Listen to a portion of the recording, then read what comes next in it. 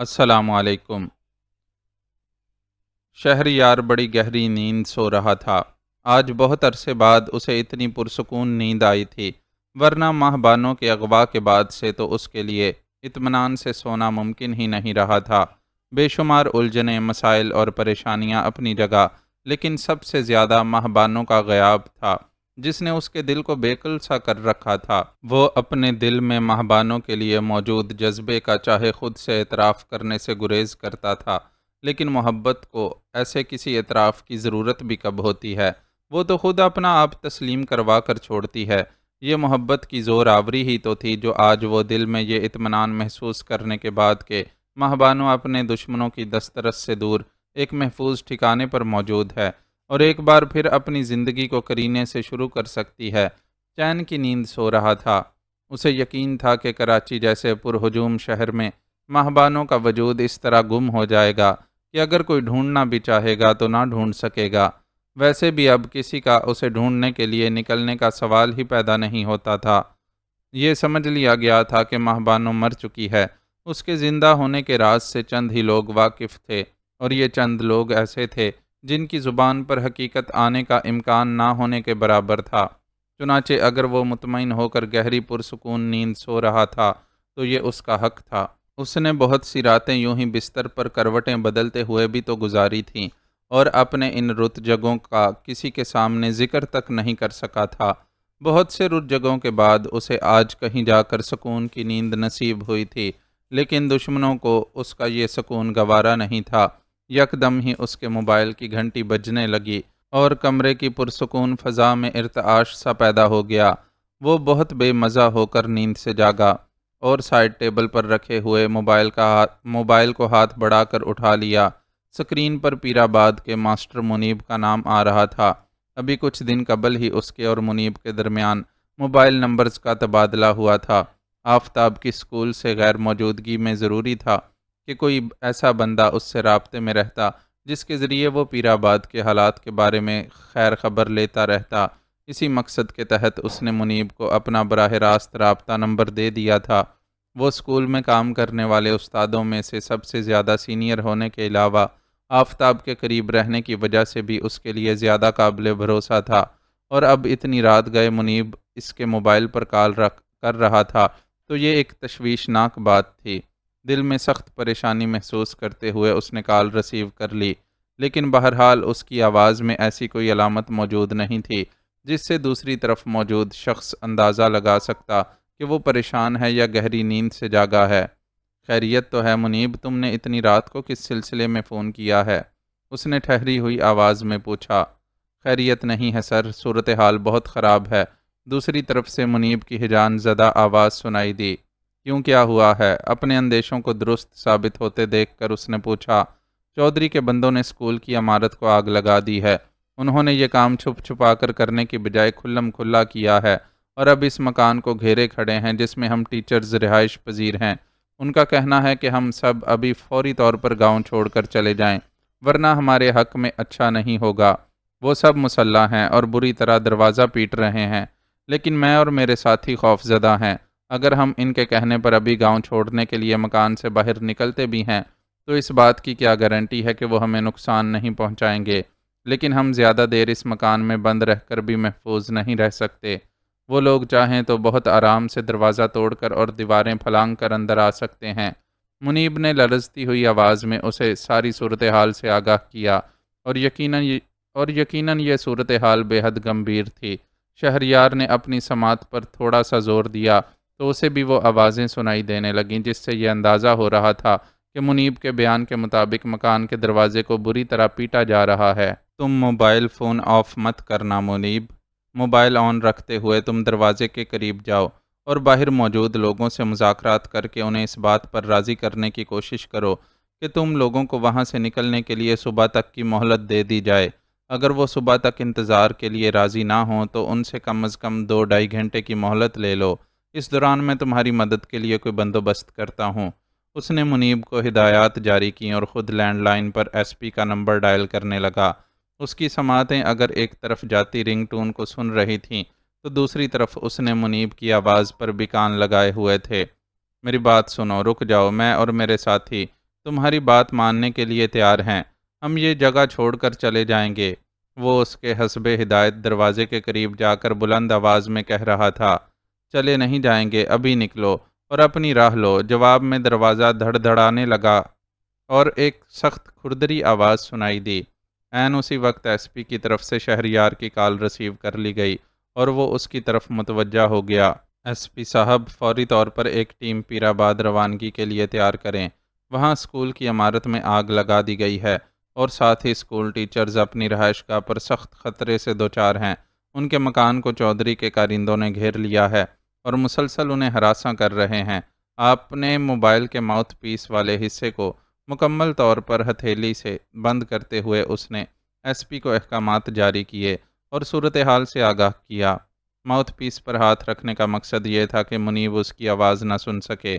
اگر وہ یہ سن لیتا کہ شہریار کے نزدیک بھی ان لوگوں کی زندگی کے لیے خطرہ تھا تو اس کا حوصلہ پست ہو جاتا۔ ابھی تو وہ دل میں اچھی امید رکھتے ہوئے چودھری کے کارندوں سے مذاکرات کر کے انہیں اس بات پر راضی کرنے کی کوشش کر رہا تھا کہ وہ لوگ انہیں صبح تک کی مہلت دینے پر تیار ہو جائیں۔ شہریار ان مذاکرات کو اپنے موبائل پر سن رہا تھا۔ میں آرڈر جاری کرتا ہوں سر، اور ساتھ ہی یہ کوشش بھی کرتا ہوں کہ ہمارے محکمے کے جو لوگ پیر آباد میں تعینات ہیں کسی طرح ان سے رابطہ ہو سکے۔ جب تک یہاں سے پولیس پارٹی پہنچے وہ لوگ صورتحال کو کنٹرول کرنے کی کوشش کر سکتے ہیں۔ ایس پی کافی مناسب آدمی تھا، چنانچہ اس کا حکم سن کر کوئی حیل و حجت کرنے کی بجائے فوراً مستعد ہو گیا اور اپنی طرف سے ایک تجویز بھی پیش کی۔ آپ کوشش کر کے دیکھ لیں، لیکن مجھے امید نہیں ہے کہ وہ لوگ کچھ کر سکیں گے۔ ایک تو وہ تعداد میں 2-3 سے زیادہ نہیں ہیں، دوسرے ان میں اتنی ہمت بھی نہیں ہوگی کہ چودھری کے کارندوں کے مقابلے پر کھڑے ہو سکیں، بلکہ ہو سکتا ہے کہ وہ لوگ خود بھی چودھری کے ہی نمک خوار ہوں۔ اس نے ٹھنڈے لہجے میں ایک نہایت تلخ حقیقت بیان کی۔ اوکے سر، پھر میں ویسا ہی کرتا ہوں جیسا آپ نے کہا ہے۔ ایس پی نے بھی فوراً اس کی بیان کردہ حقیقت کو تسلیم کر لیا۔ ایس پی کی کال سے فارغ ہو کر وہ منیب اور چودھری کے کارندوں کے درمیان ہونے والی بحث کی طرف متوجہ ہو گیا۔ 2 گھنٹے کیا، ہم 2 منٹ کے لیے بھی تم لوگوں کو اس گاؤں میں برداشت نہیں کر سکتے۔ فوراً باہر نکلو اور جس حال میں بھی ہو یہاں سے نکل پڑو، ورنہ تمہارا وہ حال کریں گے جسے دیکھ کر کسی میں ہماری گل ماننے سے جرت ہی نہیں رہے گی۔ منیب نے یقیناً اس کی ہدایت کے مطابق مذاکرات کو آگے بڑھایا تھا، لیکن چودھری کے کارندے بھی اسی کی طرح ضدی اور ہٹ درم تھے۔ چنانچہ چیختی ہوئی آواز میں منیب کو یہ دھمکی دی گئی۔ شہریار نے بھی اپنے موبائل پر ایک ایک لفظ سنا اور اپنا وارڈروب کھول کر اس میں سے لباس نکالنے لگا۔ وہ شب خوابی کے لباس میں تھا، چنانچہ باہر نکلنے سے پہلے لباس کی تبدیلی ضروری تھی۔ رات کے اس پہر کوئی پرتکلف لباس منتخب کرنے کی بجائے اس نے لائن سے استری کر کے ٹنگے ہوئے کپڑوں میں سے ایک سادہ سی شرٹ اور جینز کی طرف ہاتھ بڑھایا۔ اس لمحے اچانک اس کے موبائل پر گرفت کمزور ہو گئی اور موبائل اس کی انگلیوں سے پھسلتا ہوا نیچے زمین کی طرف گرنے لگا۔ اس نے پھرتی کا مظاہرہ کرتے ہوئے موبائل کو زمین تک پہنچنے سے پہلے ہی دوبارہ پکڑ لیا، لیکن جب موبائل اس نے کان سے لگایا تو اس میں سے ہر قسم کی آوازیں معدوم ہو چکی تھیں۔ اس نے موبائل کی سکرین آنکھوں کے سامنے کی۔ منیب سے اس کی کال منقطع ہو چکی تھی۔ یقیناً گرتے ہوئے موبائل کو کیچ کرنے کے چکر میں سرخ بٹن پش ہو گیا تھا، جس کے باعث لائن کٹ گئی تھی۔ اس نے لباس نکال کر وارڈروب بند کی اور دوبارہ رابطے کی کوشش کرنے لگا، لیکن منیب کی طرف سے کال رسیو نہیں کی جا رہی تھی۔ شاید چودھری کے کارندوں کے ساتھ مصروف ہونے کی وجہ سے اسے موقع نہیں مل رہا تھا۔ شہریار نے تیزی سے کپڑے تبدیل کیے اور ایک بار پھر کال ملا کر دیکھی۔ اب بھی وہی صورتحال تھی۔ منیب کی طرف سے مایوس ہو کر اس نے عبد المنان کا نمبر ملایا اور اسے فوری طور پر پیر آباد روانگی کے پروگرام سے آگاہ کرتے ہوئے چند منٹوں میں تیار ہونے کی ہدایت کی۔ وہ اتنی عجلت میں تھا کہ اس نے عبد المنان کو اپنے وہاں جانے کی وجہ سے بھی آگاہ نہیں کیا اور صرف ڈائریکٹ حکم سنا دیا۔ عبد المنان بھی اس کا مزاج آشنا ہو چلا تھا، چنانچہ کوئی سوال نہیں کیا اور صرف یس سر کہہ کر فون بند کر دیا۔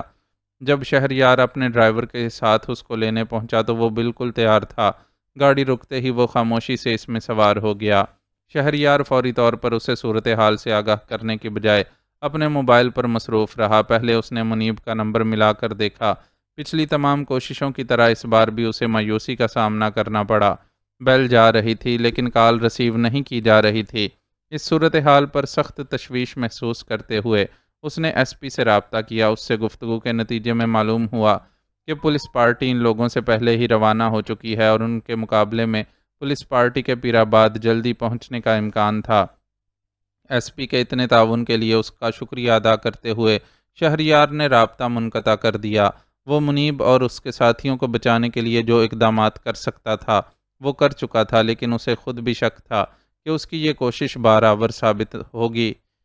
نئے ایس پی کو تارڑ کے مقابلے میں کافی فرض شناس پانے کے باوجود اس نے اس موقع پر خود پیر آباد جانے کا فیصلہ بھی اس لیے کیا تھا کہ اس کی موجودگی پولیس کے لیے سپورٹ کا باعث بن سکے اور وہ چودھری کے دباؤ میں آ کر کسی کوتاہی کے مرتکب نہ ہو جائیں۔ لیکن سوال تو یہ پیدا ہوتا تھا کہ کیا ان لوگوں کے پیر آباد پہنچنے تک کوئی باقی بچے گا؟ اسکول کی جلتی عمارت اور اپنی رہائش گاہ پر محصور منیب اور اس کے ساتھی اساتذہ کہیں ان کے پہنچنے سے قبل ہی اپنی ہستی نہ کھو بیٹھیں۔ انہی خدشات اور سوالات کے درمیان گھر سے تیز رفتاری سے پیر آباد کی طرف رواں دواں گاڑی میں بیٹھے بیٹھے اس نے عبد المنان کو صورتحال سے آگاہ کیا۔ وہ اس بات کا تو پہلے ہی اندازہ لگا چکا تھا کہ پیر آباد میں کوئی بڑی گڑبڑ ہو چکی ہے، جو رات کے اس پہر شہریار نے وہاں جانے کا فیصلہ کیا ہے، لیکن موجودہ صورتحال اس اعتبار سے زیادہ تشویشناک تھی کہ 3 انسانی زندگیاں داؤ پر لگی ہوئی تھیں۔ اسکول کی عمارت اگر جل کر تباہ بھی ہو جاتی تو اس نقصان کا ازالہ ہو سکتا تھا۔ مالی نقصانات عموماً قابل تلافی ہوتے ہیں، لیکن انسانی جان کا نعم البدل تو کسی صورت حاصل نہیں کیا جا سکتا۔ پھر جان کے خطرے سے دوچار وہ 3 اساتذہ اپنی ذات میں تنہا تو نہیں تھے، ان 3 افراد کے ساتھ 3 خاندان بھی جڑے ہوئے تھے۔ ان تینوں کو کوئی نقصان پہنچتا تو دراصل یہ 3 خاندانوں کا نقصان ہوتا۔ صورتحال کی گمبھیرتا کو محسوس کر کے عبد المنان کی اپنی پیشانی بھی شکن آلود ہو گئی اور وہ گہری سوچ میں ڈوب گیا۔ میرے خیال میں سر، اس صورتحال سے نمٹنے کا ہمارے پاس ایک ہی طریقہ ہے۔ کچھ دیر کی سوچ بچار کے بعد وہ شہریار سے مخاطب ہوا۔ کیا؟ اس نے صرف ایک لفظی سوال کیا۔ ہم چودھری افتخار سے رابطہ کریں اور اس سے کہتے ہیں کہ کچھ نامعلوم افراد نے ہمارے اسکول ٹیچرز کی رہائش گاہ کو گھیر لیا ہے۔ ہمارے لیے فوری طور پر انہیں امداد پہنچانا ممکن نہیں، چنانچہ آپ مہربانی کرتے ہوئے اپنے آدمیوں کو ان ٹیچرز کی مدد کے لیے بھیج دیں۔ ظاہر ہے چودھری نہ تو انکار کر سکے گا اور نہ ہی اعتراف کر سکے گا کہ دراصل وہ اس کے آدمی ہیں جنہوں نے اسکول ٹیچرز کو اپنے گھیرے میں لیا ہوا ہے۔ ناچار اسے ہماری خواہش پر اپنے آدمیوں کو وہاں سے ہٹانا پڑے گا۔ اس کے لیے ہو سکتا ہے کہ وہ تھوڑا بہت ڈرامہ بھی کرے اور کچھ ایسا کر ڈالے جس سے یہ محسوس ہو کہ واقعی اس کے آدمیوں نے جدوجہد کر کے حملہ آوروں کو مار بھگایا ہے، لیکن اس سے ہمیں کیا فرق پڑتا ہے؟ ہمارا کام نکل جائے گا اور ہم بھی چودھری کو منافقانہ مسکراہٹ کے ساتھ اس کے اس تعاون کے لیے شکریہ کہہ کر واپس آ جائیں گے۔ عبد المنان نے اپنا پورا منصوبہ اس کے گوش گزار کیا۔ تجویز تو اچھی ہے، کوشش کر کے دیکھ لیتے ہیں۔ پہلی بار شہریار کے ہونٹوں پر ہلکی سی مسکراہٹ ابھری۔ اسے عبد المنان کی اس تجویز کو سن کر چور کو کوتوال بنا دینے والا محاورہ یاد آ گیا تھا۔ اس نے عبد المنان کو چودھری کا نمبر ملانے کا اشارہ کیا۔ اس کا اشارہ پا کر وہ نمبر ڈائل کرنے لگا، لیکن شہریار دیکھ رہا تھا کہ اس کی بار بار کوشش کے باوجود کوئی نتیجہ نہیں نکل رہا تھا۔ آخر اس نے نمبر ڈائل کرنے کا سلسلہ روک دیا۔ شہریار نے سوالیہ نظروں سے اس کی طرف دیکھا۔ چودھری کا موبائل آف ہے اور حویلی کی لینڈ لائن والا نمبر مسلسل انگیج جا رہا ہے۔ ایسا لگتا ہے کہ جیسے ریسیور ہی ہٹا کر رکھ دیا گیا ہو۔ عبد المنان نے اسے صورتحال سے آگاہ کیا تو وہ ایک گہرا سانس لے کر رہ گیا۔ جو تجویز عبد المنان کے ذہن میں آئی تھی وہ شاید پہلے ہی چودھری کے ذہن میں تھی، چنانچہ اس نے چالاکی سے یہ بندوبست کر لیا تھا کہ اس سے رابطہ ہی نہ کیا جا سکے۔ اب ان لوگوں کے پاس اس کے سوا کوئی چارہ نہیں تھا کہ پیر آباد پہنچنے تک منیب اور دیگر اساتذہ کو تن بتقدیر چھوڑ دیا جائے۔ چنانچہ شدید تناؤ کے عالم میں خاموشی سے ان کا سفر جاری رہا۔ ڈرائیور جو بظاہر کسی بے جان مورتی کے طرح بے تاثر چہرہ لیے بالکل خاموشی سے ڈرائیو کر رہا تھا، در حقیقت اس ساری صورتحال کو سمجھتے ہوئے اپنے تمام تر مہارت کو بروئے کار لاتے ہوئے بہت تیزی سے گاڑی دوڑا رہا تھا۔ اس کی اس کارکردگی کی وجہ سے پیر آباد تک کا فاصلہ تیزی سے سمٹ رہا تھا، لیکن ابھی وہ پیر آباد سے کچھ دور ہی تھے کہ اچانک بارش شروع ہو گئی۔ راستہ بہت اچھا نہیں تھا، ایک طرف سڑک کی حالت مخدوش تھی تو دوسری طرف روشنی کا بھی کوئی خاص انتظام نہیں تھا۔ مجبوراً ڈرائیور کو گاڑی کی رفتار کم کرنی پڑی۔ صورتحال کی گمبھیرتا کے باوجود شہریار کا ذہن ان باتوں کو نوٹ کرتا چلا گیا۔ ویسے تو اپنے علاقے کے یہ مسائل پہلے ہی اس کے نوٹس میں تھے، اور وہ ان کے حل کے لیے کچھ کرنا بھی چاہتا تھا، لیکن بہرحال وہ لامحدود اختیارات اور وسائل کا مالک نہیں تھا۔ ان چیزوں کی بہتری کے لیے جو فنڈز درکار تھے وہ ابھی تک گورنمنٹ نے منظور نہیں کیے تھے۔ خاص طور پر اس لیے بھی کوئی پیش رفت مشکل سے ہوتی تھی کہ علاقے کے منتخب نمائندے مکمل طور پر اپنے فرائض سے غافل تھے اور مشکل سے ہی کبھی یہاں پائے جاتے تھے، ورنہ اپنے بیوی بچوں کے ساتھ لاہور شہر ہی ان کا مستقل ٹھکانہ بنا ہوا تھا، جہاں وہ خود بھی عیش و آرام سے رہتے تھے اور ان کے بچوں کو بھی بہترین تعلیمی اور دیگر سہولیات میسر تھیں۔ خدا خدا کر کے ان کا سفر تمام ہوا اور گاڑی پیر آباد کی حدود میں داخل ہونے کے بعد اس مکان کی طرف بڑھ گئی جہاں اسکول کے اساتذہ کی رہائش گاہ تھی۔ شہریار نے دور ہی سے اس مکان کے سامنے کھڑی پولیس کی جیپ دیکھ لی۔ بارش کے باعث علاقے کی بجلی غائب تھی، لیکن پولیس جیپ کی جلتی بتیوں نے کسی حد تک ماحول کو روشن کر رکھا تھا۔ اس روشنی میں جو کچھ نظر آ رہا تھا وہ اتنا خوشکن نہیں تھا۔ دو پولیس والے مکان کے اندر سے کسی شخص کو اٹھا کر باہر لا رہے تھے۔ اس منظر کو دیکھ کر شہریار کے ہونٹ بھنج گئے۔ جس شخص کو باہر لایا گیا وہ اس کے بارے میں یہ اندازہ لگانے سے قاصر رہا کہ آیا وہ زندہ ہے یا نہیں، لیکن یہ طے تھا کہ وہاں کچھ برا ہو چکا ہے۔ ان کی گاڑی پولیس جیپ کے پہلو میں جا کر رکی تو منظر کچھ اور واضح ہو گیا۔ اب وہ لوگ دیکھ سکتے تھے کہ مکان کی دیواریں سیاہ ہو رہی ہیں۔ یقیناً اسے آگ لگائی گئی تھی۔ بارش کی وجہ سے آگ تو بجھ گئی تھی، لیکن سیاہی کی صورت آگ لگائے جانے کا واقعہ مکان کے در و دیوار پر لکھا صاف نظر آ رہا تھا۔ گاڑی رکی تو ایک پولیس والا تیزی سے پچھلے دروازے کی طرف لپک کر آیا۔ شہریار نے اسے پہچان لیا، وہ ڈی ایس پی منظور تھا۔ السلام علیکم سر، ایس پی صاحب نے آپ کے لیے پیغام دیا ہے کہ وہ راستے میں ہی ہیں، بارش کی وجہ سے مشکل پیش آ رہی ہے، لیکن ان کی کوشش ہے کہ وہ جلد از جلد یہاں پہنچ جائیں۔ اسے سلام جھاڑتے ہوئے اس نے تیزی سے اپنے آفیسر کا پیغام پہنچایا۔ شہریار اس پیغام پر کوئی رد عمل ظاہر کیے بغیر گاڑی سے باہر نکل گیا۔ اس کے لیے ایس پی کا یہاں موجود ہونا یا نہ ہونا اتنا اہم نہیں تھا جتنا وہاں موجود افراد کی زندگی کی اہمیت تھی۔ کیا صورتحال ہے؟ اپنی نظروں کو ادھر ادھر دوڑاتے ہوئے اس نے مختصر الفاظ میں سوال کیا۔ تیز جھکڑ کے ساتھ برستی بارش نے لمحوں میں ہی اسے شرابور کر ڈالا تھا، لیکن اس وقت اسے اس بات کی قطعی فکر نہیں تھی۔ اس کے باہر نکلتے ہی ڈرائیور اور عبد المنان بھی گاڑی سے نکل آئے تھے اور اب وہ سب اجتماعی طور پر اس بارش میں بھیگ رہے تھے۔ ہمارے یہاں پہنچنے سے پہلے ہی مکان کو آگ لگائی جا چکی تھی۔ دروازے کی کنڈی باہر سے بند تھی، اس لیے اندر والوں کے لیے باہر نکلنا ممکن نہیں تھا۔ پھر شاید بارش شروع ہونے کی وجہ سے آگ خود بخود ہی بجھ گئی، لیکن یقیناً آگ اتنی زیادہ تھی کہ بجھتے بجھتے بھی ڈھیروں دھواں اگل گئی۔ اندر موجود تینوں افراد آگ میں جل کر نہیں بلکہ دھوئیں سے دم گھٹنے کے باعث اپنی جان سے چلے گئے۔ ڈی ایس پی منظور کی پیش کردہ رپورٹ نے واضح کر دیا کہ انہیں مدد کے لیے وہاں پہنچنے میں بہت دیر ہو گئی ہے۔ اس رپورٹ کو سن کر وہ کچھ لمحوں کے لیے سختہ زدہ سا رہ گیا اور خالی خالی نظروں سے دوسری لاش کو مکان سے باہر لایا جاتا دیکھنے لگا۔ پولیس والے جب اس شخص کو اٹھا کر جیپ کے قریب پہنچے تو ہیڈ لائٹس کی روشنی نے اس کا چہرہ نمایاں کر دیا۔ وہ منیب تھا جس نے اسے مدد کے لیے فون کیا تھا۔ کیا جرم تھا اس کا اور اس کے دوسرے ساتھیوں کا؟ وہ لوگ ایک محدود سی تنخواہ کے عوض انتہائی مخدوش حالات میں معصوم بچوں کے ذہنوں کو علم کی روشنی سے منور کرنے کی کوشش کر رہے تھے۔ یہ کوئی ایسا جرم تو نہیں تھا جس کی سزا میں ان کی زندگی کا چراغ ہی گل کر دیا جاتا۔ وہ تو روشنی کے سفیر تھے جنہیں کسی کے ظلم و جبر نے تاریک رات میں نگل لیا تھا۔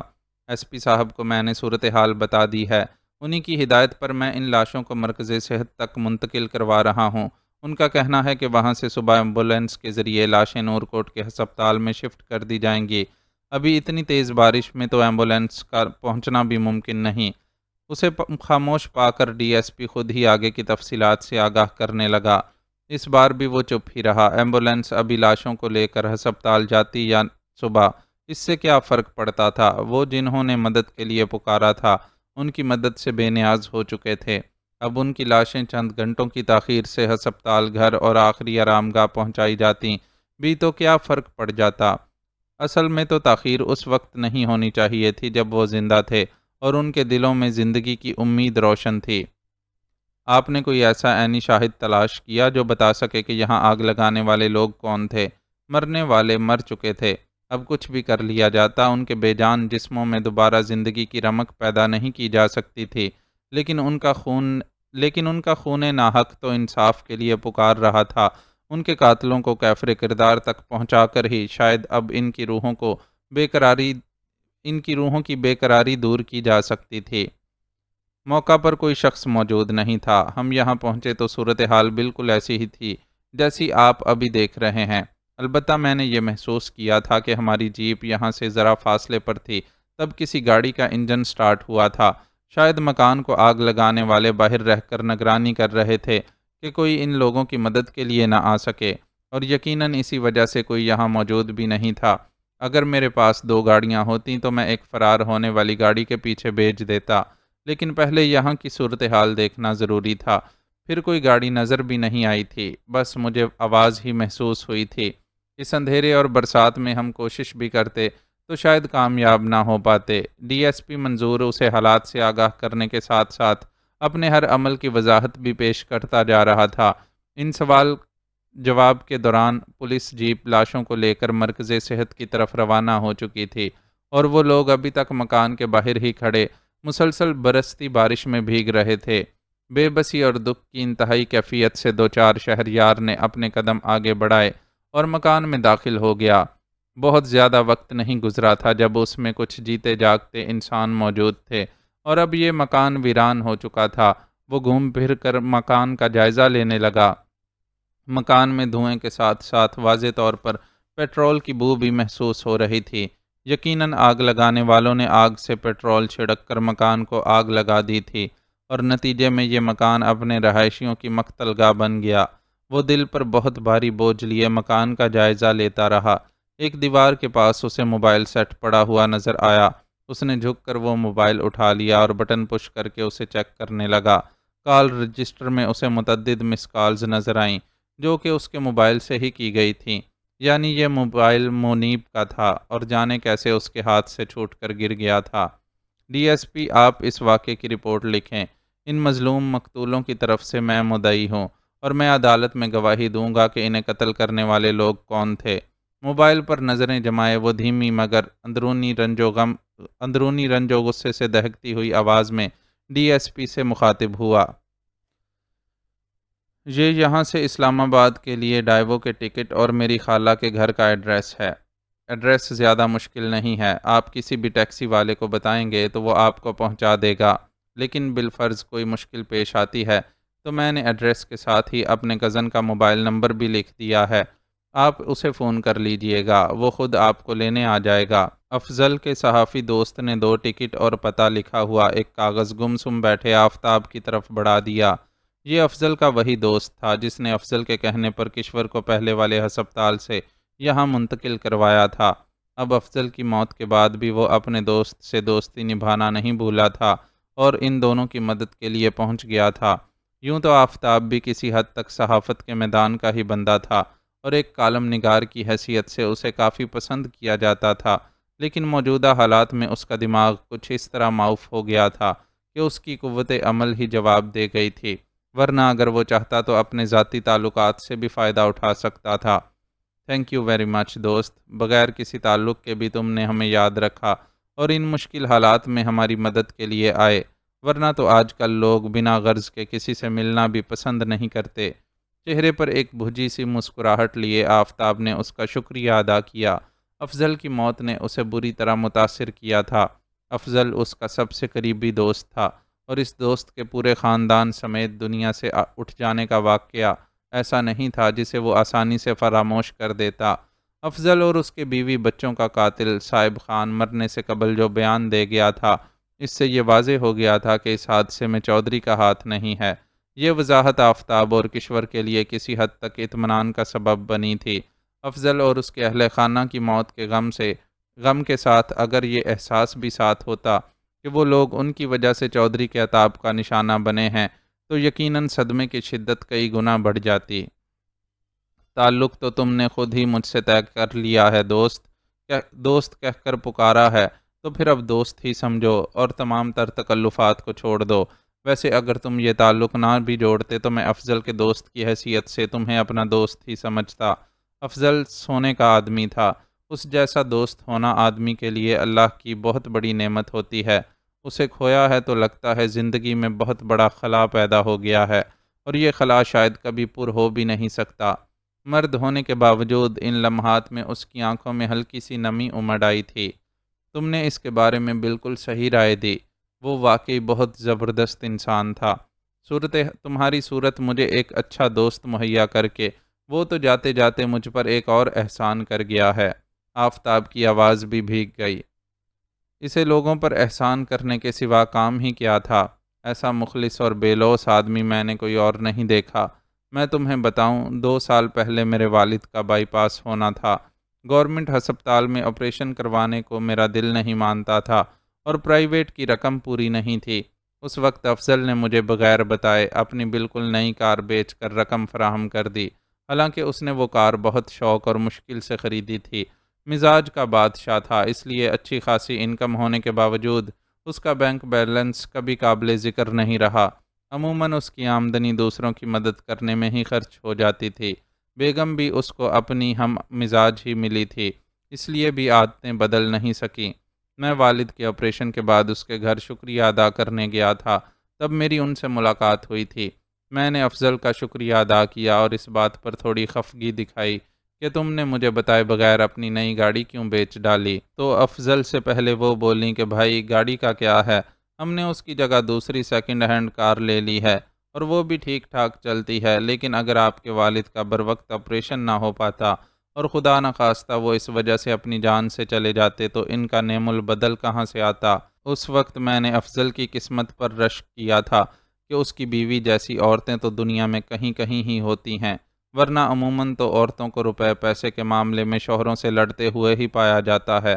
اس کے لہجے میں ستائش اور ایک طرح کی عقیدت مندی تھی۔ صحیح کہا یار تم نے، وہ دونوں ہی میاں بیوی اپنی جگہ انمول تھے، شاید اسی وجہ سے مختصر عمر لکھوا کر لائے تھے۔ اچھے لوگ اس دنیا میں کم ہی لمبی عمر پاتے ہیں۔ آفتاب جو افضل سے متعلق اس طرح کے کئی واقعات کا پہلے بھی گواہ تھا، ایک گہرا سانس لیتے ہوئے بولا، پھر گویا دونوں کے درمیان بولنے کے لیے کچھ نہیں رہا اور وہ چند لمحے کے لیے یوں ہی خاموش بیٹھے رہے۔ اب ہمیں یہاں سے نکل جانا چاہیے۔ تم اپنی مسز کے ساتھ کسی کی نظروں میں آئے بغیر نکلنے کی کوشش کرنا۔ تمہاری مسز کی تو خیر ہے، میں ان کے لیے جو برقع لایا ہوں اسے پہن کر وہ کسی کے نوٹس میں آنے سے بچ جائیں گی، لیکن تمہارے لیے مجھے یہ ڈر ہے کہ کسی نے ذرا سا غور سے دیکھ لیا تو کہیں پہچان نہ لے۔ یہ داڑھی مونچھیں تم نے ہسپتال میں رہ کر ہی بڑھائی ہیں، صرف رنگ آج تبدیل کیا ہے۔ مجھے خدشہ ہے کہ اسٹاف کے وہ لوگ جن سے تمہارا زیادہ واسطہ پڑا ہے اس تبدیلی کو نوٹ کر کے کہیں تمہیں پہچان نہ لیں۔ میں نہیں چاہتا کہ تمہارا یہ نیا حلیہ کسی کے علم میں ہو، کیونکہ ہو سکتا ہے تمہیں ڈھونڈنے والے ہسپتالوں کو بھی چھانتے پھر رہے ہوں۔ تم جتنی زخمی حالت میں لائے گئے تھے، اس کے بعد یہ خیال تو خود بخود ہی ذہن میں آتا ہے کہ بندہ علاج کے لیے کسی ہسپتال میں بھی ہو سکتا ہے، اس لیے وہاں ڈھونڈنا چاہیے۔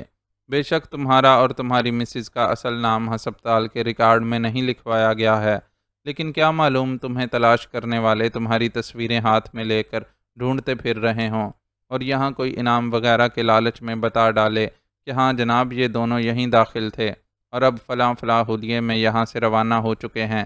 اس نے آفتاب کو احتیاط کی راہ اختیار کرنے کا مشورہ دیتے ہوئے اپنے خدشات سے بھی آگاہ کر دیا۔ اس کے یہ خدشات نظر انداز کیے جانے کے قابل نہیں تھے، چنانچہ آفتاب نے اپنی طرف سے پوری احتیاط کی یقین دہانی کرواتے ہوئے مختصر سامان پر مشتمل اپنا اور کشور کا مشترکہ بیگ شانے سے لٹکا لیا۔ تم مسز کو لے کر باہر نکلو۔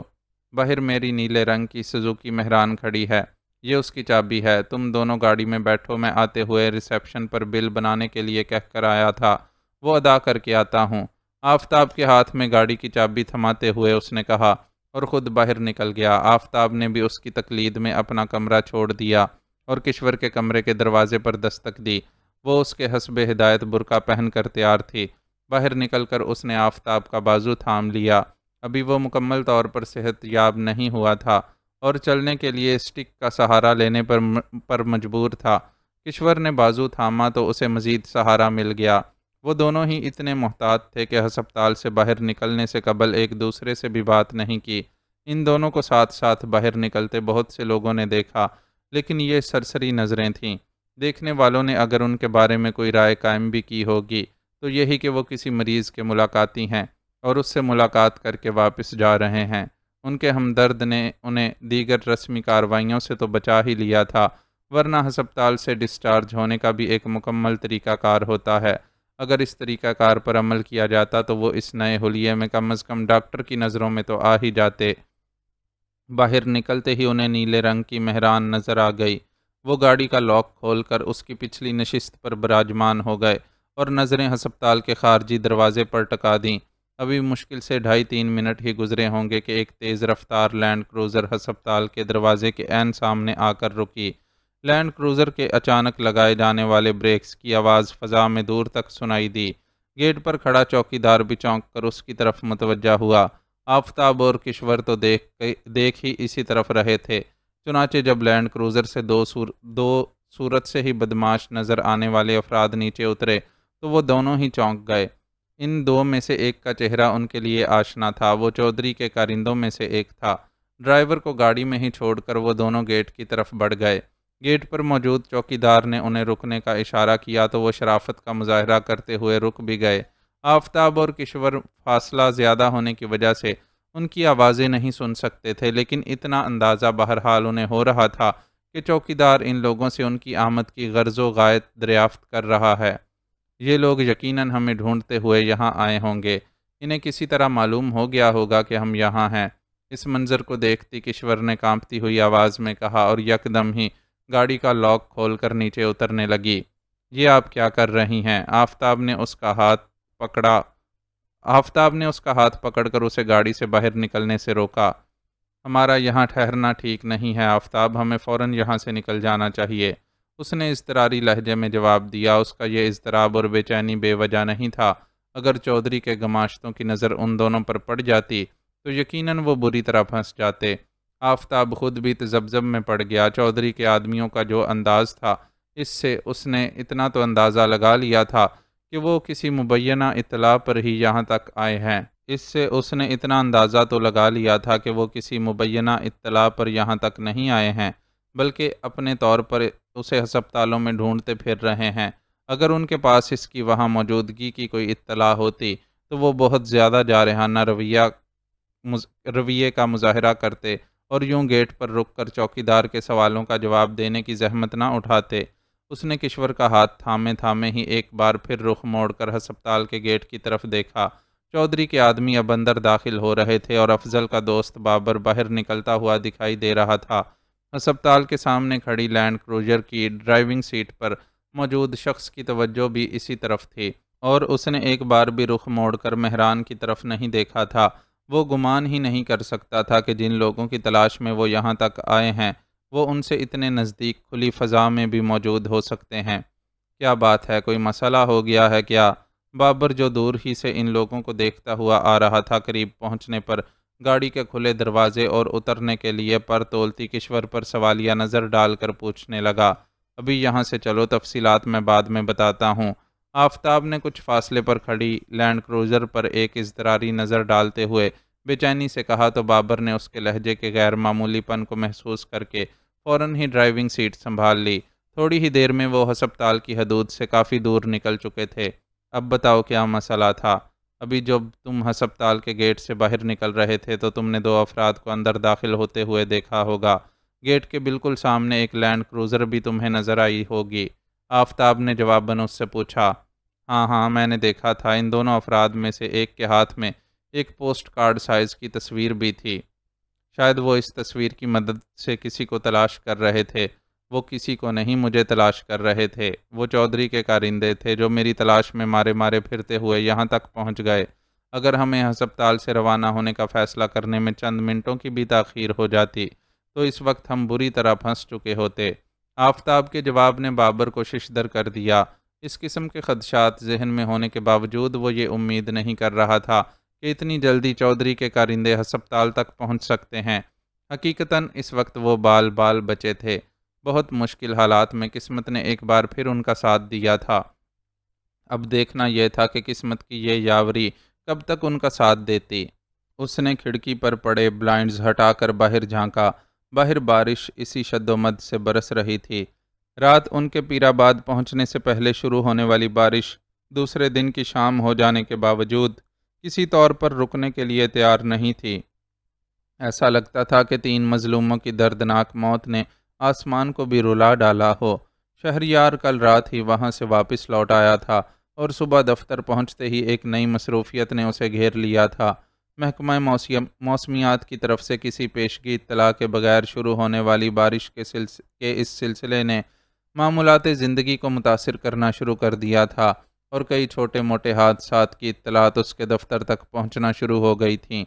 ان اطلاعات پر فوری امدادی کارروائیوں کے احکامات جاری کرنے کے علاوہ وہ اپنے ماتحتوں کے ساتھ بہت دیر تک مزید احتیاطی اقدامات کے سلسلے میں مشاورت بھی کرتا رہا تھا۔ دوپہر کے کھانے سے قبل اس نے خود باہر نکل کر ارد گرد کے علاقوں کا جائزہ بھی لیا تھا۔ اس جائزے نے اسے بہت شدت سے یہ احساس دلایا تھا کہ اس کے زیر نگرانی ضلع میں قدرت کی کسی سختی اور آزمائش کو سہنے کی سکت بہت ہی کم ہے، اور مرے پر 100 درے کے مصداق ان کے پاس وسائل بھی اتنے تسلی بخش نہیں کہ صورتحال زیادہ بگڑ جانے پر کوئی تدارک کیا جا سکے۔ ان حالات میں اسے یہی سمجھ آیا تھا کہ صوبائی حکومت سے رابطہ کر کے ان سے مدد کی درخواست کرے۔ اس کی اس درخواست کا وہاں سے کوئی مثبت جواب نہیں ملا تھا، بلکہ ایک طرح سے اسے یہ جتایا گیا تھا کہ وہ معمولی بارش کو غیر معمولی اہمیت دے رہا ہے۔ اس صورتحال پر وہ خاصا کبیدہ خاطر ہوا تھا، لیکن اپنے ہاں کے اداروں کی بے حسی بھی اس کے لیے کوئی ڈھکی چھپی بات نہیں تھی۔ اسے معلوم تھا کہ متعلقہ ادارے اس وقت تک حرکت میں آنا بیکار سمجھتے ہیں جب تک کوئی بڑا حادثہ پیش نہ آ جائے اور لوگ بل بلا کر چیخ نہ اٹھیں۔ صوبائی حکومت کی طرف سے کسی اچھائی کی کم ہی امید رکھتے ہوئے اس نے ممکنہ حد تک اپنے انڈر میں موجود افراد کو متحرک کر دیا اور خود دفتری اوقات ختم ہو جانے کے باوجود ابھی تک اپنے دفتر میں بیٹھا تھا۔ دفتر کے دروازے پر ہلکی سی دستک ابھری تو وہ کھڑکی کے سامنے سے ہٹ کر اس طرف متوجہ ہوا۔ آنے والا عبد المنان تھا۔ حالات کیسے ہیں عبد المنان؟ وہ پلٹ کر اپنی کرسی تک آیا اور بیٹھتے ہوئے عبد المنان سے دریافت کیا۔ مسلسل بارش کی وجہ سے حالات بتدریج خرابی کی طرف جا رہے ہیں سر۔ اطلاع ملی ہے کہ ایک جگہ بجلی کے تار گرنے کی وجہ سے 5 افراد زد میں آ گئے ہیں۔ ان 5 میں سے 2 نے تو موقع پر ہی دم توڑ دیا تھا، جبکہ باقی 3 کو بھی کافی نازک حالت میں ہسپتال پہنچایا گیا ہے۔ اس حادثے کے بعد سے بجلی کی سپلائی مکمل طور پر منقطع کر دی گئی ہے، جس کی وجہ سے مزید مشکلات کا سامنا ہے۔ دیکھا جائے تو نظام زندگی بری طرح درہم برہم ہو کر رہ گیا ہے۔ اکثر دیہاتوں کی صورتحال بہت خراب ہے۔ نہر میں بھی پانی کی سطح بہت بلند ہو چکی ہے اور خدشہ ہے کہ پیرآباد اور ارد گرد کے چند اور گاؤں زیر آب آ سکتے ہیں۔ عبد المنان نے اسے جو رپورٹ دی وہ بہت ہی تشویشناک تھی، جسے سن کر وہ کچھ دیر تک اپنے کمرے میں جلتی واحد ٹیوب لائٹ کو خاموشی سے تکتا رہا۔ یہ ٹیوب لائٹ بھی جنریٹر کی وجہ سے روشن تھی۔ روشن ٹیوب لائٹ سے نظریں ہٹا کر اس نے ٹیلی فون کی طرف ہاتھ بڑھایا۔ اس کی انگلیاں لیاقت رانا کا نمبر ڈائل کر رہی تھیں۔ ان کی بیماری اور صدمات سے چور حالت دیکھ کر اس کی یہی کوشش ہوتی تھی کہ کسی معاملے میں انہیں زحمت نہ دے، لیکن یہ بہت سے لوگوں کی زندگیوں کا معاملہ تھا اور وہ جانتا تھا کہ لیاقت رانا کی کوشش سے اسے وہ سہولیات میسر آ سکتی ہیں جو اس کی درخواست کے باوجود صوبائی حکومت نے فراہم نہیں کی تھیں۔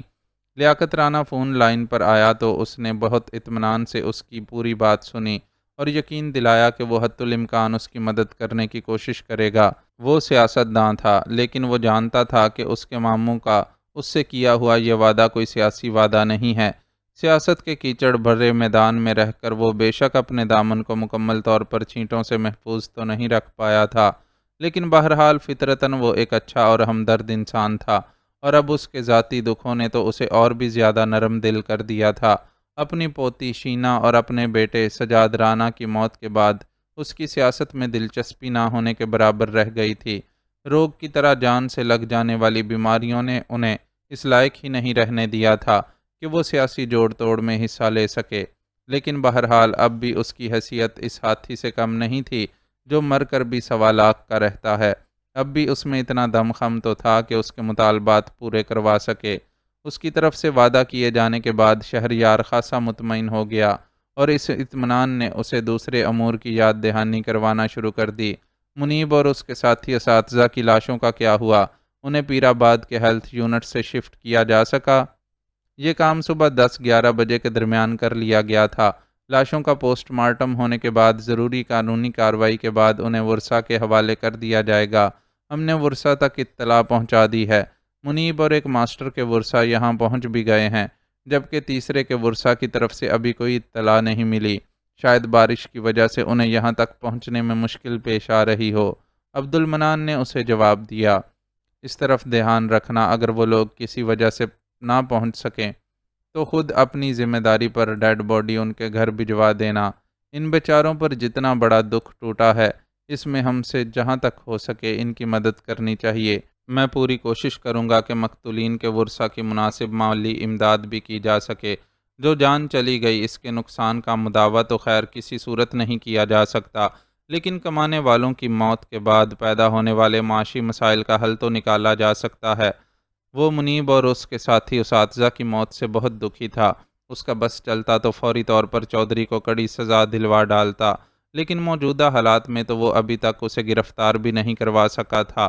ایک تو اس کے پاس کوئی عینی شاہد نہیں تھا جو عدالت میں یہ بیان دے سکتا کہ اسکول لوگ گھر کو نظر آتش کرنے والے چودھری کے ہی گر گئے تھے۔ دوسرے، موسم کی اس خراب صورتحال نے بھی اس کی توجہ اپنی طرف مبذول کروا لی تھی، اور وہ فوری طور پر درپیش مسائل کے تدارک میں مصروف ہو گیا تھا۔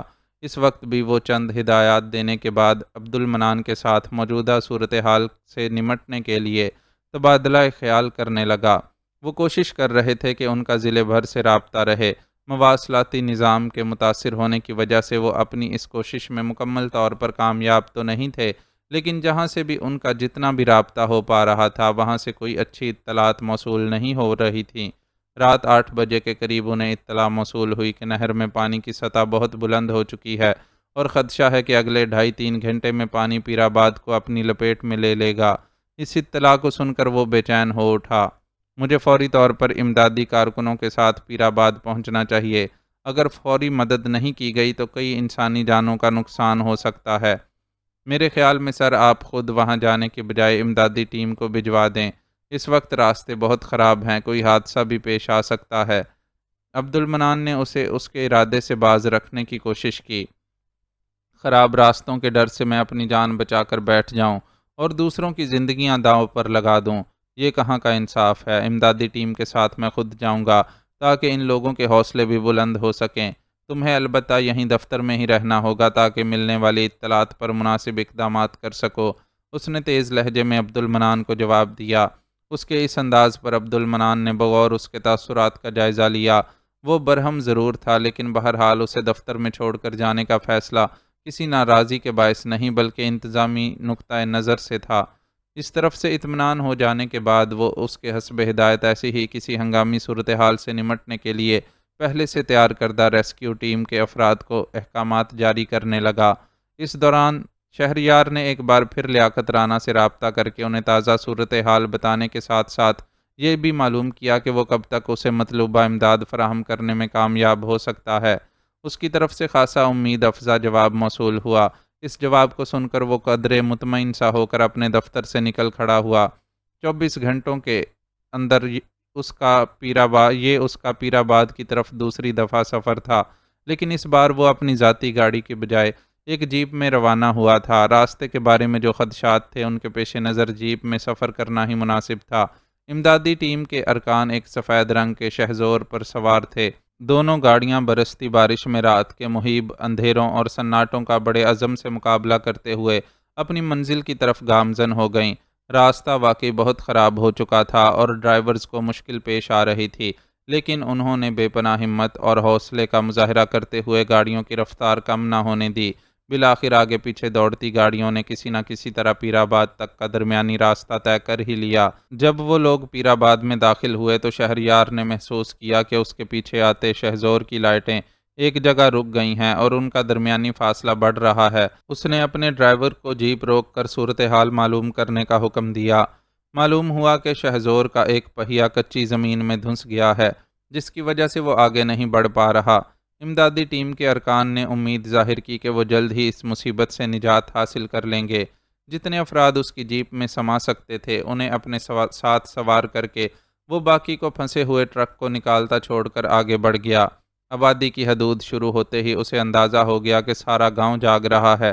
بجلی کی سپلائی تو یہاں بھی منقطع تھی، لیکن لالٹینوں وغیرہ کی مدھم روشنی جگہ جگہ نظر آ رہی تھی۔ اس مدھم روشنی میں وہ پریشانی سے چیختے چلاتے لوگوں کو ادھر ادھر بھاگتے دیکھ سکتا تھا۔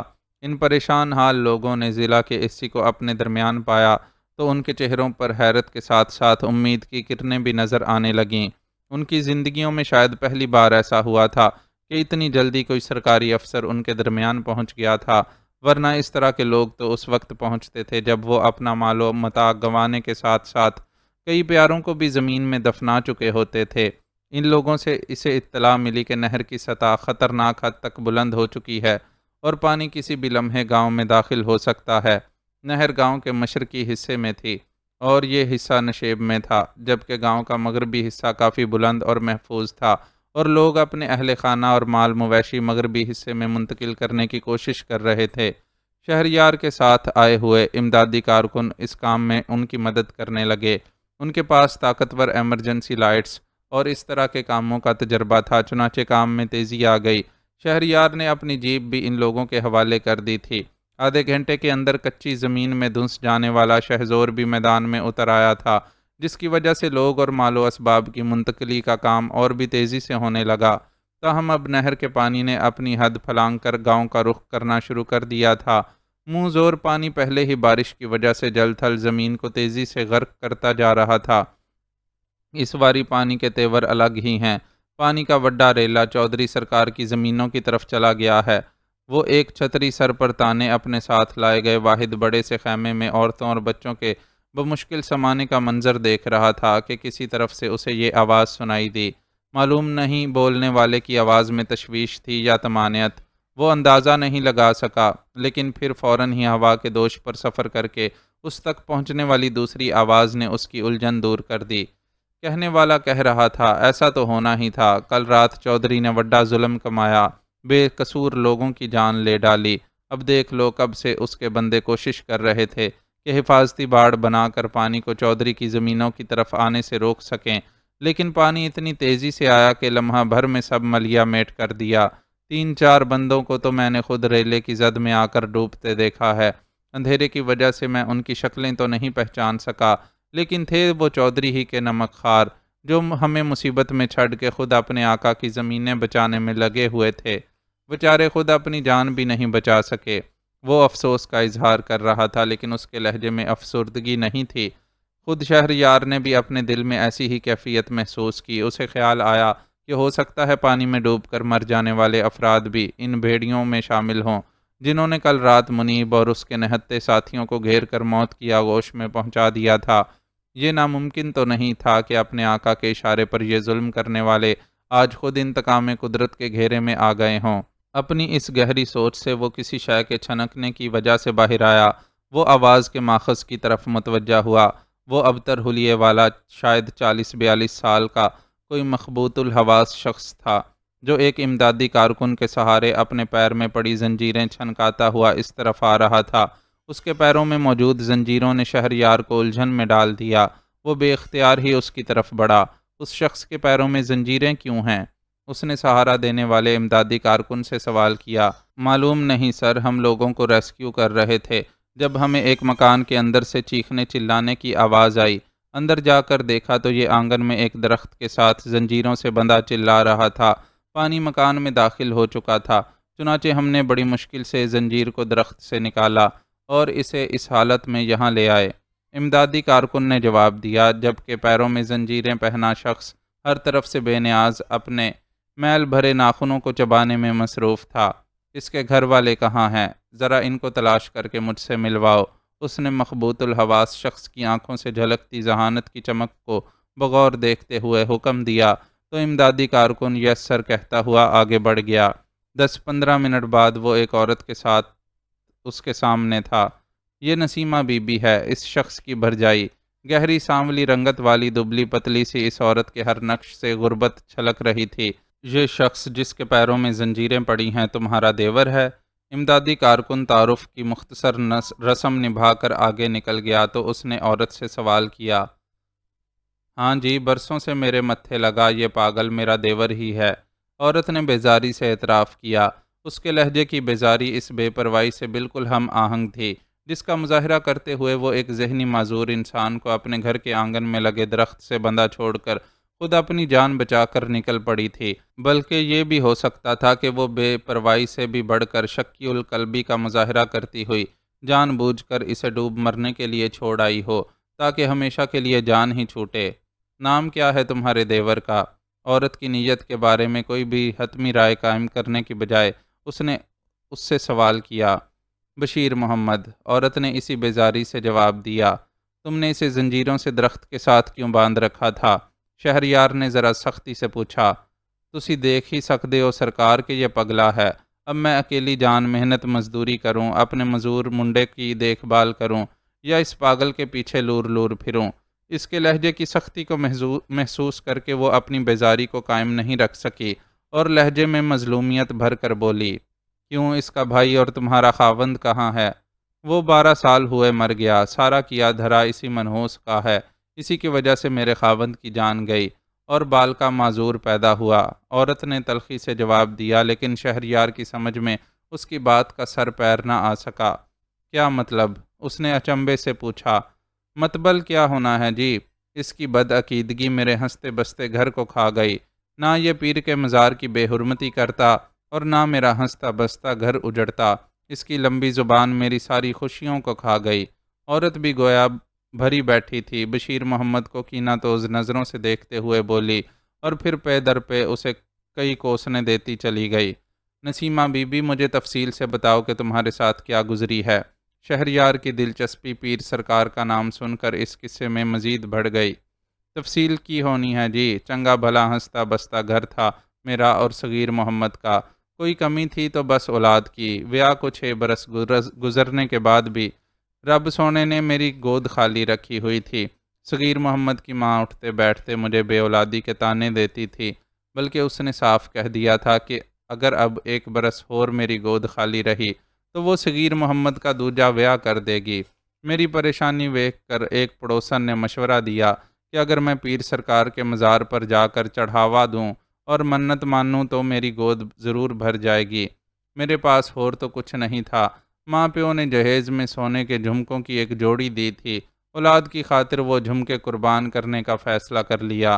صغیر محمد بھی راضی ہو گیا اور وڈے عرس والے دن ہم دونوں میاں بیوی مزار پر جا پہنچے۔ میرا یہ دیور بشیر محمد ان دنوں شہر میں رہتا تھا، اسے پڑھنے لکھنے کا بڑا شوق تھا، اس چکر میں یہ شہر میں رہ کر خود ہی محنت مزدوری کر کے اپنی تعلیم مکمل کر رہا تھا۔ اسی شہری تعلیم نے اس کا متھا خراب کر دیا۔ عرس والے دن یہ شہر سے گاؤں پہنچ گیا اور ماں سے یہ سن کر کہ میں اور صغیر محمد چڑھاوا دینے مزار پر گئے ہوئے ہیں، خود بھی ہمارے پیچھے وہیں آ گیا اور لگا نصیحتیں کرنے، کہتا تھا قبروں سے آدمی کو کچھ نہیں ملتا، جو مانگنا ہے اللہ سے مانگو۔ میں نے اور صغیر محمد نے اسے وڈا سمجھایا کہ تو واپس گھر چلا جا اور ہمیں ہماری مرضی پر چھوڑ دے، لیکن یہ نہیں مانا اور زور زور سے بولنے لگا۔ وڈی گستاخی کی اس روز اس نے پیر سرکار کی شان میں انہیں جعلی پیر اور جانے کیا کیا کہنے کے ساتھ یہ بھی کہہ گیا کہ چودھری صاحب نے غریبوں کو لوٹنے کے لیے یہ عرس کا چکر چلایا ہوا ہے اور ان پڑھ گاؤں والوں کو بیوقوف بنا رہے ہیں۔ بھلا بتائیں جی، چودھری صاحب کو کس چیز کی کمی تھی جو وہ ہم کمینوں کو لوٹتے؟ بشیر محمد کی باتیں سن کر مزار کی خدمت کرنے والے مجاوروں کو غصہ آ گیا، انہوں نے مار پیٹ کر اسے باہر نکالا اور کہیں لے جا کر بند کر دیا۔ بعد میں چودھری صاحب نے اسے اس کی گستاخی کی یہ سزا دی کہ اسے گھر میں ہی برگد کے درخت سے باندھ کر رکھا جائے اور کہیں آنے جانے نہ دیا جائے۔ صغیر محمد نے چودھری صاحب کا حکم مان کر ایسا ہی کیا، لیکن بشیر محمد نے ہمارا جینا حرام کر دیا، دن بھر چیختا چلاتا رہتا، کبھی چودھری صاحب کو تو کبھی وڈے پیر سرکار کو گالیاں دیتا۔ اس کی باتیں سن کر میں ہولتی رہتی کہ ضرور ہم پر کوئی مصیبت پڑنے والی ہے۔ اس کی زبان بند رکھنے کے لیے میں اسے پورا دن کھانا نہیں دیتی کہ چپ چاپ پڑا رہے گا تو روٹی ملے گی ورنہ بھوکا رہنا پڑے گا۔ میری اس دھمکی کا اس پر کیا اثر ہونا تھا، اس کی ماں کبھی چپکے سے اور کبھی مجھ سے لڑ جھگڑ کر اپنے پتر کو روٹی کھلا دیتی تھی۔ میں خود پیر سرکار کی کرامت سے ویاہ کے 6 برس بعد ماں بننے والی تھی، اس لیے زیادہ اپنی ساس کے منہ نہ لگتی۔ لیکن بشیر محمد کے کیے کا عذاب تو ہمارے گھر پر ہی اترنا تھا۔ ایک رات میری ساس ایسی سوئی کہ صبح اٹھ ہی نہ سکی۔ اس کے مرنے کے بعد بشیر محمد کی زبان کو کچھ لگام لگی، لیکن کیا فائدہ جی، ہم تو پیر سرکار کی ناراضی کے گھیرے میں آ گئے تھے۔ میرے گھر اتنا سونا پتر پیدا ہوا، لیکن غریب، پیدائشی طور پر دونوں پیروں سے معذور تھا۔ میں وڈی تڑپی، چیخی چلائی، بشیر محمد کو مارا پیٹا بھی، لیکن اس سے کچھ ہونے والا تو نہیں تھا۔ آخر صبر کر کے بیٹھ گئی، لیکن ہم پر پڑی نحوست ختم کہاں ہوئی تھی۔ جبھی 2 سال بعد صغیر محمد کو کھیتوں میں کام کرتے ہوئے زہریلے سانپ نے کاٹ لیا، وہ وہیں چٹپٹ ہو گیا۔ اس دن میں نے فیصلہ کر لیا کہ بشیر محمد کو اپنے آنگن میں رہنے نہیں دوں گی۔ میں دھکے دے کر اسے گھر سے نکال دیتی، لیکن چودھری صاحب کا حکم ملا کہ بشیر محمد کو اسی طرح رہنے دو۔ اس کی گستاخی کی سزا یہی ہے کہ ساری حیاتی اسی طرح کھلے آنگن میں بندھا رہے اور گرمی سردی برداشت کرے۔ مجھے حکم ماننا پڑا۔ پچھلے 15 سال سے میں اس منحوس کو اپنے آنگن میں برداشت کر رہی ہوں۔ اپنا اور اپنے پتر کا پیٹ بھرنے کے لیے کھیت میں مزدوری کرتی ہوں۔ کچھ بچ جائے تو اس نحوست کے مارے کے آگے بھی ڈال دیتی ہوں۔ کم بخت ایسا ڈھیٹ ہے کہ ساری سختیاں سہ کر بھی جیے جا رہا ہے۔ 7-8 سال سے تو اس کے دماغ نے بھی کام کرنا بند کر دیا ہے، لیکن منحوس کی آنکھیں بند نہیں ہوتیں۔ اب بھی دیکھ لو کہ بجائے وہیں ڈوب کر مر جاتا، میری چھاتی پر مونگ دلنے کے لیے ایک باری پھر بچ کر آ گیا ہے۔ نسیمہ بی بی کے لہجے میں بشیر محمد کے لیے نفرت ہی نفرت تھی۔ شہریار نے سر گھما کر اپنے بارے میں ہونے والی گفتگو سے بے نیاز بشیر محمد کی طرف دیکھا۔ وہ اپنے ارد گرد پھیلی افراتفری اور شور شرابے پر کان دھرے بغیر سر جھکائے زمین پر بیٹھا تھا۔ سزا ملنے کے وقت کتنی عمر ہوگی بشیر محمد کی؟ وہ چودھری کے ظلم کا شکار بشیر محمد سے نظریں ہٹا کر ایک بار پھر نسیمہ بی بی کی طرف متوجہ ہوا۔ یہی کوئی 17-18 برس۔ نسیمہ بی بی کے لہجے میں پھر بیزاری اترنے لگی۔ اس کی بیزاری کی پرواہ کیے بغیر شہریار حساب کرنے لگا۔ 17-18 برس کا نوجوان اپنی عمر کے 15 سال ایک غیر انسانی سزا بھگتنے کے بعد آج یقیناً 33 سال کا تھا، لیکن اس نے زندگی کی جو سختیاں سہی تھیں، انہوں نے اس کی عمر کو کہیں آگے دھکیل دیا تھا، اور وہ 40 سال سے زیادہ کا ہی نظر آتا تھا۔ جانے اس کی آنکھوں میں کون کون سے خواب سجے ہوں گے، اور وہ پڑھ لکھ کر کیا بننا چاہتا ہوگا، لیکن اپنی حق گوئی اور بے باکی کے جرم کے باعث انسانوں کی بجائے جانوروں کی سی زندگی گزارنے پر مجبور ہو گیا تھا۔ اس صورتحال پر وہ اپنا ذہنی توازن نہ کھوتا تو کیا ہوتا، لیکن جہالت کی گود میں پلنے والی عقیدت نے اس کی اس حالت کو بھی پیر سرکار کا عطاب جانا تھا۔ میں جاؤں صاحب، اپنے پتر کو ایک عورت کے پاس چھڑ کر آئی تھی، وہ میرے لیے پریشان ہو رہا ہوگا۔ اسے نسیمہ کی آواز نے اپنے خیالات سے چونکایا۔ ہاں جاؤ، اس نے اسے اجازت دی اور خود بشیر محمد کی طرف متوجہ ہو گیا۔ اسے بہت سے مصیبت زدہ لوگوں کی مدد کے علاوہ بشیر محمد کو بھی اس منجھدار سے نکالنا تھا جس میں وہ پچھلے 15 سال سے پھنسا ہوا تھا۔ میجر ذیشان نے اگلے روز پھر اس ہوٹل کا رخ کیا جس میں اس نے ایملی پارکر نامی ساحرہ کے ساتھ بڑا سرور انگیز وقت گزارا تھا، اور اپنے دل میں یہ اعتراف کیے بغیر نہیں رہ سکا تھا کہ وہ عورت حیرت انگیز تھی۔ اس سے ایک بار ملنے کے بعد دوبارہ ملنے کے لیے دل تڑپتا تھا، اور وہ اس کی قربت کی خواہش دل میں لیے دوبارہ اس سے ملنے پہنچا۔ اس بار اس نے دن کی روشنی کی بجائے رات کے اندھیرے کا انتخاب کیا تھا۔ وہ نہیں چاہتا تھا کہ ایملی سے اس کی ملاقاتیں کسی کی نظر میں آئیں، لیکن ہوٹل پہنچ کر اسے اس وقت شدید دھچکا لگا جب اسے معلوم ہوا کہ ایملی کل دوپہر ہی یہاں سے رخصت ہو گئی ہے۔ اسے ایملی نے یہ تو بتایا تھا کہ وہ سیاحوں کے کسی گروپ کے ساتھ آگے سفر کا ارادہ رکھتی ہے، لیکن اس کے جو ضروری کاغذات غائب ہو گئے تھے، ان کی غیر موجودگی میں اس کا سفر کے لیے آگے چلے جانا حیرت انگیز تھا۔ کسی غیر ملکی سیاح کے لیے دیار غیر میں سفر و رہائش کے اخراجات کے علاوہ اس کے شناختی کاغذات کی جو اہمیت ہوتی ہے، اس سے وہ خود بھی اچھی طرح واقف ہوتا ہے۔ ان حالات میں ایملی کا بنا کسی اطلاع کے سکردو سے روانہ ہو جانا اس کے لیے باعث حیرت تھا۔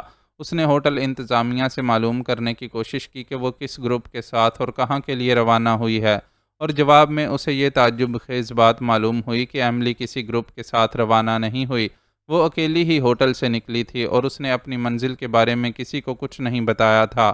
اس کی اس حرکت پر حیرت کا شکار میجر ذیشان مایوسی کے عالم میں اپنی رہائش گاہ پر واپس لوٹ گیا۔ ایملی کے اس طرح اچانک غائب ہو جانے سے اسے دھچکا لگا تھا۔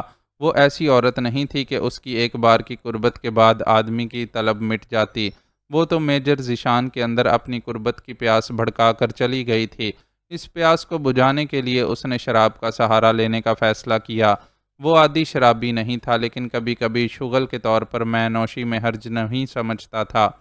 چنانچہ اس کی رہائش گاہ پر ہمہ وقت شراب کی 1-2 بوتلیں موجود رہتی تھیں۔ اس وقت بھی اس نے ایک بوتل کھولی اور مے نوشی شروع کر دی۔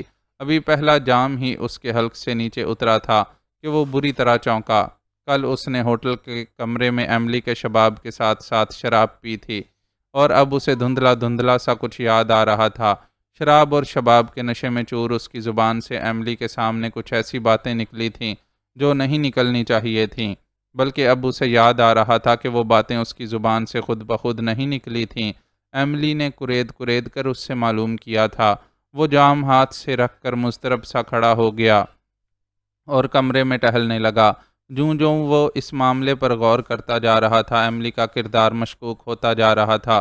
ایملی کا اس سے ملنا، اپنے ساتھ واردات کی کہانی سنانا، پھر ہوٹل میں اپنے کمرے تک لے جانا اور وہاں یکدم ہی اسے اپنے حسن کے سحر میں جکڑ کر بے بس کر دینا، کچھ بھی تو اب حقیقت نہیں لگ رہا تھا۔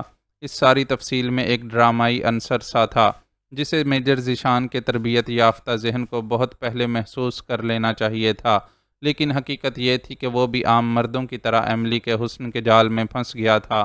اس وقت وہ اپنے اس طرح پھنسنے پر خود کو بری طرح ملامت کرتا گہری تشویش میں مبتلا ہو چکا تھا۔ اسے یہ اندازہ نہیں تھا کہ وہ جس عورت کے جال میں پھنسا تھا وہ کوئی عام عورت نہیں تھی، وہ موساد کی اسپیشل ایجنٹ لنڈا تھی، جو بڑے بڑے ذہین مردوں کی عقل ضبط کرنے میں خصوصی مہارت رکھتی تھی۔ اگر اس نے میجر ذیشان کو الو بنا دیا تھا تو یہ کوئی انوکھا نہیں تھا۔ اسے اس کام کی بھرپور تربیت دی گئی تھی کہ وہ قدرت کی طرف سے عطا کردہ حسن کو کس طرح ہتھیار بنا کر انہیں زیر کر سکتی ہے۔ حیران پریشان میجر ذیشان پر جب اپنے آپ کو بیوقوف بنائے جانے کا انکشاف ہوا تو وہ فوراً ایکٹیو ہو گیا۔ اسے خود سے چند اہم راز اڑا کر لے جانے والی ایملی پارکر کو تلاش کرنا تھا، لیکن یہ کام کوئی آسان نہیں تھا۔ ایملی کو ہوٹل سے چیک آؤٹ کیے 30 گھنٹے سے زیادہ وقت گزر چکا تھا، اور 30 گھنٹے کسی کے منظر سے غائب ہو جانے کے لیے بہت ہوتے ہیں۔ اس نے تحقیقات شروع کروائیں تو معلوم ہوا کہ ایملی نے اسکردو سے واپس جانے کے لیے ہوائی جہاز کا انتخاب نہیں کیا تھا۔ دوسری صورت زمینی راستے کی، ایک ایسی جگہ پر جہاں مسلسل غیر ملکی سیاحوں کا آنا جانا لگا رہے۔ ایک عورت کے بارے میں معلومات حاصل کرنا اس لیے بھی مشکل تھا کہ وہ نہ تو اس عورت کے اصل نام سے واقف تھا اور نہ ہی اس کے پاس اس کی کوئی تصویر وغیرہ تھی۔ اس کے حکم پر اس کے ماتحت صرف حلیے کی بنیاد پر ایملی کے بارے میں تحقیقات کرتے رہے تھے۔ ان تحقیقات کے نتیجے میں بالآخر انہیں اتنا تو معلوم ہو گیا کہ بیان کردہ حلیے سے کسی قدر ملتی جلتی عورت نے اسکردو سے اسلام آباد تک سڑک کے ذریعے سفر کیا تھا۔ وہاں سے آگے وہ عورت کہاں گئی یہ معلوم نہیں ہو سکا۔ اس رپورٹ نے میجر ذیشان کو پوری طرح باور کروا دیا کہ وہ بہت بڑی لغزش کا مرتکب ہو گیا ہے۔ پچھتاوے اور احساس ندامت سے گرے میجر ذیشان کے پاس اب اس کے سوا کوئی چارہ نہیں تھا کہ وہ اپنے ڈپارٹمنٹ کو اپنی اس کوتاہی سے آگاہ کر دے۔ چنانچہ پوری رات کی شب بیداری کے بعد صبح جب وہ ذہنی اور جسمانی طور پر تھکا ہوا کرنل توحید کے سامنے حاضر ہوا تو اس نے اپنے جرم کا اعتراف کرنے میں دیر نہیں لگائی۔